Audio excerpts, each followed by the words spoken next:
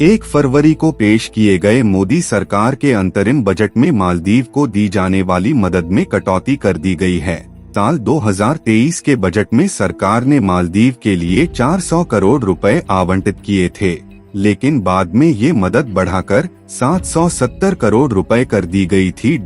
लेकिन इस साल पेश किए गए अंतरिम बजट में ये मदद घटाकर 600 करोड़ रुपए कर दी गई है।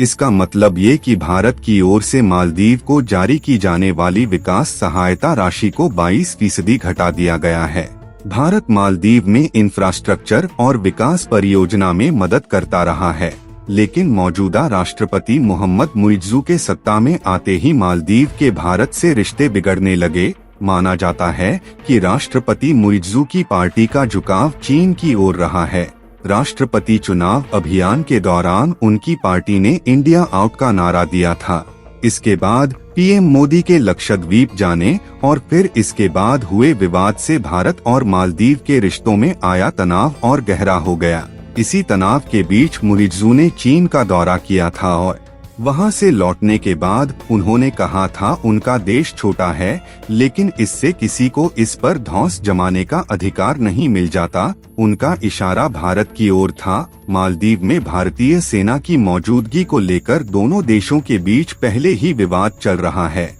मुइज्जू ने सत्ता संभालते ही अपना पहला आदेश भारतीय सैनिकों की वापसी का दिया था। चलिए जानते हैं कि पूरी डेवलपमेंट क्या है आज की इस वीडियो में।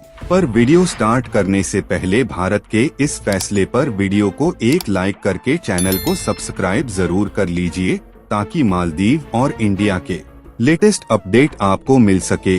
दरअसल मालदीव के नए राष्ट्रपति मोहम्मद मुइज्जू ने कहा था कि 15 मार्च तक भारतीय सैनिकों को वापस भेज दिया जाएगा। मालदीव शुक्रवार को भारत के साथ इस मुद्दे पर बातचीत के लिए दूसरी कोर ग्रुप की बैठक करने वाला है। इस समय 77 भारतीय सैनिक मालदीव में मौजूद हैं। यहाँ भारतीय सेना के 2 हेलीकॉप्टर और 1 विमान है, जिन्हें प्राकृतिक आपदा के दौरान लोगों की मदद पहुँचाने में कई बार इस्तेमाल किया गया है।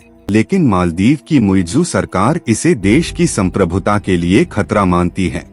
मालदीव को मिलने वाले 600 करोड़ रुपए भारत की ओर से किसी देश को दी जाने वाली तीसरी सबसे बड़ी मदद है। भारत ने साल 2023 से 24 के लिए मालदीव के लिए 770 करोड़ आवंटित करने का फैसला किया था। ये 2022 से 23 के लिए की गई 183.16 करोड़ रुपए की मदद से 300% ज्यादा है। लेकिन अंतरिम बजट में मालदीव के इस व्यवहार के लिए भारत ने मालदीव की मदद घटाकर श्रीलंका, मॉरिशस, सेशल्स और अफ्रीकी देशों की मदद बढ़ा दी है।